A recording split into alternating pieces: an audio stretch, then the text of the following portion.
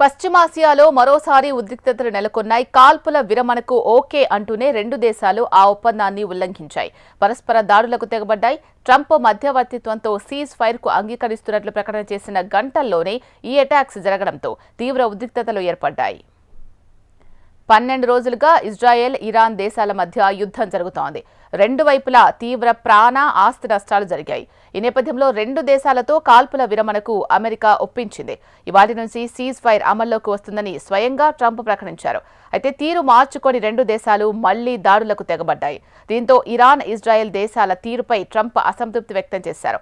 Israel దాడులను ఆపాలని warning ఇచ్చారు. వెంటనే తమ దాడులు విరమించుకొని పైలట్లను వెనక్కు రప్పించాలని ట్వీట్ చేశారు Trump. Yeah, I do. They violated it, but Israel violated it too. Israel, as soon as we made the deal, they came out and they dropped a load of bombs, the likes of which I've never seen before. The biggest load that we've seen. I'm not happy with Israel. You know, when I say, okay, now you have 12 hours, you don't go out in the first hour and just drop everything you have on them. So I'm not happy with them. I'm not happy with Iran either. But I'm really unhappy if Israel's going out this morning because of one rocket that didn't land, that was shot, perhaps by mistake, that didn't land. I'm not happy about that. You know what? We basically have two countries that have been fighting so long and so hard that they don't know what doing. Do you understand that? కాల్పుల విరమణను Israel, Iran ఉల్లంఘించినట్టు తెలుస్తోంది. దీనికి సంబంధించి పూర్తి సమాచారం మా ఢిల్లీ ప్రతినిధి రామకృష్ణ అందిస్తారు. రామకృష్ణ,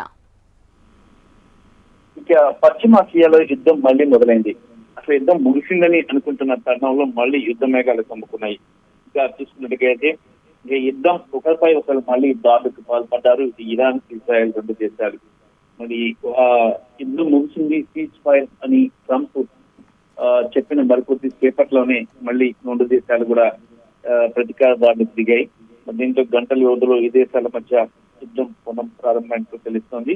మరి యుద్ధం ఇలాగే జరిగితే కోలుకోలేని నష్టాన్ని చవిచూడాల్సి వస్తుందని చెప్పేసి అమెరికా చెబుతున్నప్పటికీ కూడా ఇరాన్, ఇజ్రాయెల్ మాత్రం ఏమీ వెనక తగ్గట్లేదు. ఒకరిపై ఒకరు దాడి ఉన్నారు. మరి ఇంకా ఈ అమెరికాకు కూడా తగిన గుణపాఠం చెప్తామని ఇరాన్ చెప్తోంది.